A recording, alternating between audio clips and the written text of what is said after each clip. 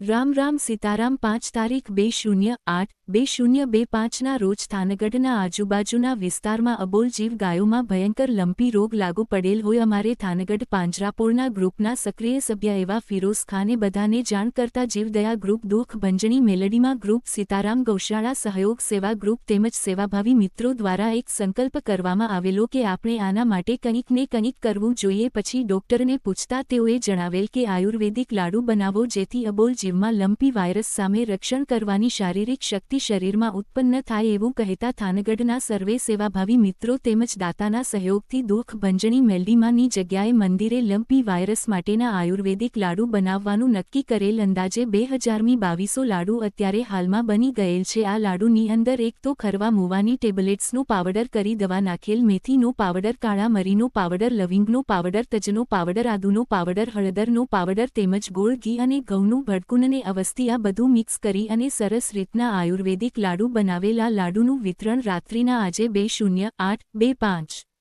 તારીખ રાત્રે 9:30 વાગે લંપી વાયરસને હરાવવા બધા મિત્રો દ્વારા થાનગઢ આજુબાજુના વિસ્તારમાં અબોલ જીવને લાડુ આપવામાં આવશે તેમજ સાથે સાથે હાઈવે રોડ ઉપર રેડિયમ બેલ્ટ પણ અબોલ જીવને ગળામાં બાંધવામાં આવશે। આ ભગીરથ કાર્ય થઈ રહ્યું છે તેમાં સેવાભાવી મિત્રોના આર્થિક સહયોગ દ્વારા આ કાર્ય થઈ રહ્યું છે। ખૂબ ખૂબ આભાર હર એક સેવાભાવી મિત્રોનો। હવે